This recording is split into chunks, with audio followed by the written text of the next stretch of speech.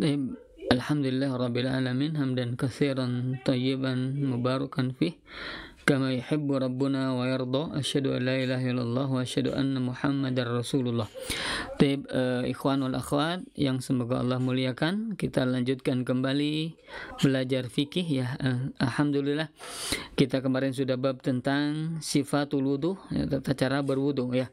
Tapi sekarang kita membahas bab tentang izalatul kharij minas sabil, yaitu menghilangkan segala yang keluar dari dua jalan, yaitu dari dubur atau kubul ya.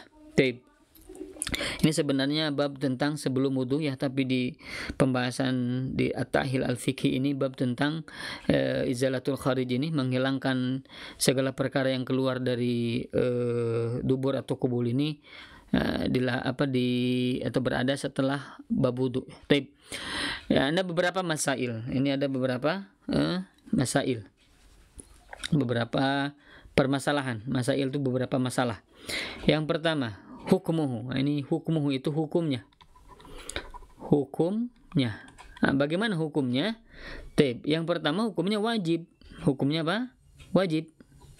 Hukumnya wajib likulli kharijin najisin mulawwisin. Jadi wajib bagi setiap orang yang mengeluarkan najis yang mulawwis. Taib. Apa itu najis mulawwis? Ini najis mulawwis itu adalah najis yang itu kotoran, noda. Jadi ada kadang-kadang kita mengeluarkan misalnya di jalan di jalan keluarnya najis itu, misalnya di dubur atau di kubul ya, mengeluarkan pasir misalnya ya, atau kerikil. Ada pasir atau kerikil, tidak ada yang lain, hanya pasir saja dan tidak tercampur zat yang lain. Nah, maka ini adalah najis yang bukan mulawis, bukan mulawis ya. Mulawis ini adalah kotoran ya, contohnya seperti air kencing, kemudian buang air besar ya, begitu ya. Nah, ini najis itu harus dibersihkan, maka hukumnya adalah wajib ya. Baik. Ikhwafillah, itu yang pertama, hukumnya apa? Wajib ya. Kemudian yang kedua, ini bahwasanya hukum dari menghilangkan segala perkara yang keluar dari dua jalan itu adalah syarat. Syarat lisihhatil wudu'i wa tayammumi. Syarat sahnya wudu dan tayamum. Jadi sebagai syarat ya, syarat sahnya wudu dan tayamum. Jadi kalau misalnya dia berwudu atau dia bertayamum setelah dia buang air, dia buang hajat, kemudian dia tidak istinja. Tidak istinja atau istijmar, maka hukumnya tidak sah wudunya ya. Kenapa ya? Karena ini merupakan syarat sah.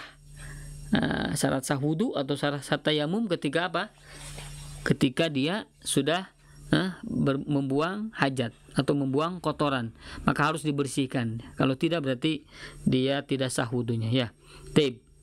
Itu. Jadi yang kedua hukumnya adalah syarat sebagai sahnya wudu ya. Yang ke satu wajib ya, yang kedua syarat. Nah, ini hukum. Kemudian yang selanjutnya maratibuhu. Martabatnya, maksudnya kedudukannya atau tingkatannya.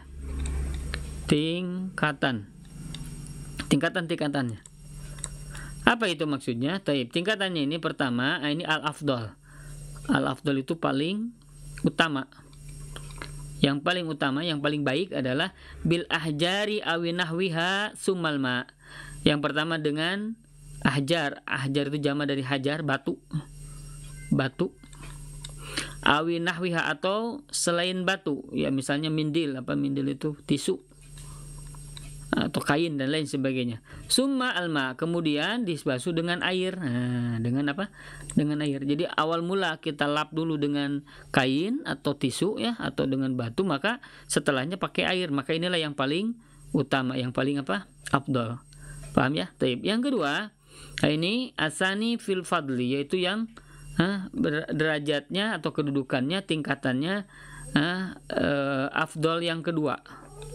Afdal yang kedua, maksudnya yang kedua, kenapa? Karena yang pertamanya ini adalah yang tadi yang kita sebutkan. Yang kedua adalah afdal yang kedua bil ma'i wahdah, yaitu dengan air saja.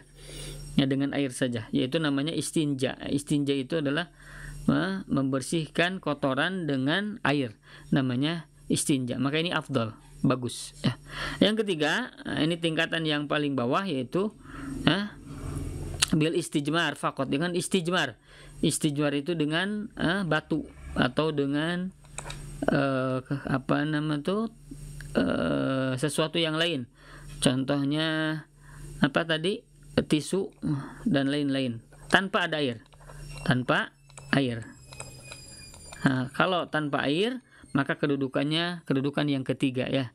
Jadi bagusnya adalah yang pertama ini. Yang pertama adalah dengan kain dulu, atau dengan tisu dulu ya, atau dengan batu dulu, kemudian dengan air. Kemudian yang kedua ya, hanya air saja tanpa ada tisu dan tanpa ada batu. Yang ketiga hanya tisu saja atau kain saja atau batu saja ya, tanpa ada air. Ini kedudukan yang ketiga ya. Paham ya, insya Allah. Kemudian selanjutnya, ini adalah syarat-syaratnya. Syarat-syarat memakai atau istinja atau istijmar. Syarat-syarat membersihkan kotoran dengan batu atau dengan kain atau dengan selainnya. Apa syaratnya? Pertama, sini. Kaunul mamsuhi bihi tahiron, yaitu yang dijadikan diusapkannya itu adalah suci. Maksudnya adalah benda. Maksudnya adalah benda yang dipakai istijmarnya atau dipakai bersih-bersihnya itu adalah suci. Tidak boleh dengan perkara yang kotor, misalnya dengan raus atau dengan sesuatu yang najis ya, tidak boleh. Kemudian selanjutnya adalah syaratnya munakian. Munakian itu adalah membersihkan atau menghilangkan, membersihkan sampai hilang. Maksudnya apa? Munakian di sini maksudnya adalah benda itu kalau misalnya dia dipakai untuk membersihkan kotoran itu habis bersih. Contohnya misalnya kain, tisu, nah itu insya Allah sampai bersih kotorannya, sisa-sisa air kencingnya. Tapi kalau misalnya mohon maaf plastik ya, misalnya dengan plastik kresek gitu ya, maka ini tidak munaki. Ini tidak munaki, tidak membersihkan ya, masih akan ada noda-noda yang akhirnya kepicratan ke yang lain. Ini karena plastik ini tidak menyerap air, begitu ya. Atau contohnya misalnya dengan kaca begitu ya, nah, ini tidak akan munakian, tidak munaki, tidak membersihkan sampai habis. Nah, maka syarat yang kedua adalah ini munakian, yaitu bisa membersihkan sampai habis ya.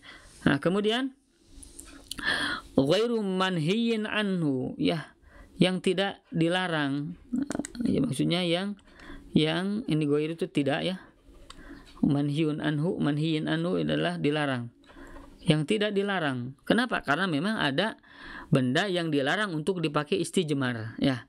Ya salah satunya di sini adalah rausun. Raus itu kotoran hewan. Kotoran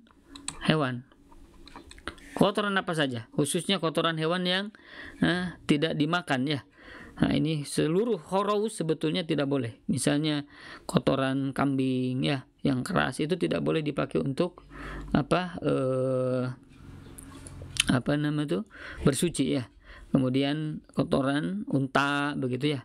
Jadi rausud dawab, kotoran binatang tunggangan, itu tidak dipakai ya, raus. Apalagi kotoran hewan yang buas ya, yang tidak boleh dimakan, itu haram, tidak boleh kita gunakan untuk istijmar ya. Yang kedua, ini adalah yang tidak boleh itu admun. Admun itu adalah tulang. Tidak boleh dengan tulang ya. Tulang bekas makanan, tulang apa itu tidak boleh ya, karena ada hadisnya. Nabi SAW melarang untuk istinja itu dengan raus atau dengan azam. Yang ketiga adalah dengan yang muhtaram. Muhtaram itu yang muhtaram mulia, yang bagus, yang dimuliakan, Maksudnya adalah contohnya misalnya dengan buku ya, dengan kertas kitab gitu ya, dengan kertas dari kitab, ini tidak boleh. Kemudian dengan uang misalnya, tidak boleh. Sesuatu yang muhtaram, yang dimuliakan ya, yang bagus, yang baik, itu tidak boleh dibagi atau digunakan untuk istijmar ya. Taib, wallahu alam ya. Kemudian yang keempat, admu tajawuzil kharij mahallal adah. Jadi admu itu tidak, adamu tajawuz, tidak tajawuz itu lewat, maksudnya tidak melampaui, al kharij keluar ya, yang keluar, mahallal adah, pada posisi kebiasaan. Tapi saya terjemahkan dulu, perkata dulu ya.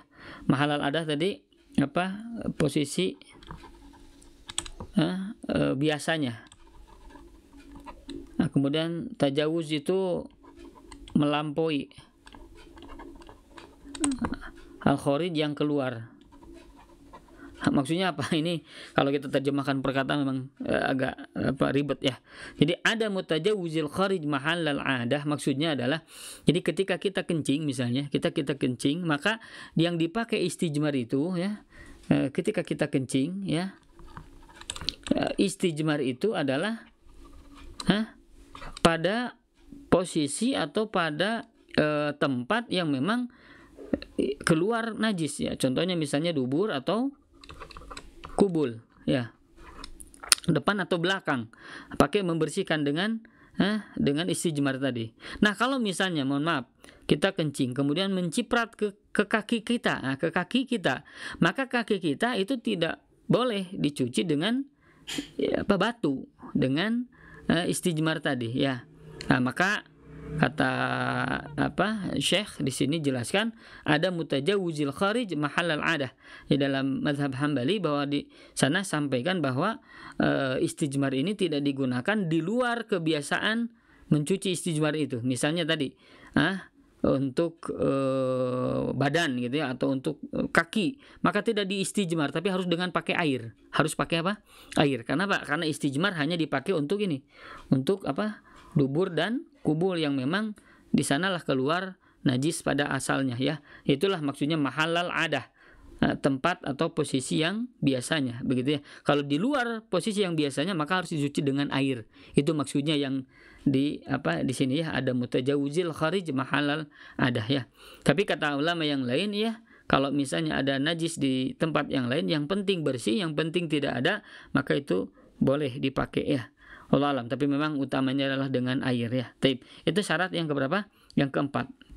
Kemudian yang kelima, salasu masahatin ma'husulil linqa. Ada 3 usapan. Nah, ada 3, ini salah 3 usapan.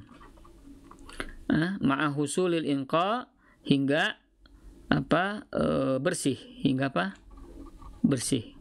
Jadi sampai berhasil untuk menghilangkan kotoran itu. Jadi intinya 3 usapan, 3 tisu gitu ya, atau 3 batu sampai bersih ya. Kalau belum bersih 3 kali, maka teruskan lagi 4, 5 begitu ya. Bagusnya ganjil 5 kali gitu ya, atau 7 kali. Nah, inilah sampai sampai bersih. Intinya minimal 3 masahatin, 3 usapan. Kalau di bawah itu tidak boleh. Minimal 3, 4, 5 dan lain sebagainya. Ada 3 usapan. Ya, lebih baik, lebih banyak lebih baik ya. Allah alam. Ya. Taib ikhafillah azanillahu wa yakum.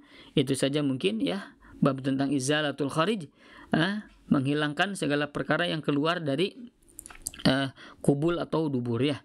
Ya, hukumnya, martabatnya atau kedudukannya dan syarat-syaratnya dan lain sebagainya. Wallahu alam. Alhamdulillahirabbil alamin. Aqulu qouli hadza wa astaghfirullah li wa lakum. Wassalamualaikum warahmatullahi wabarakatuh.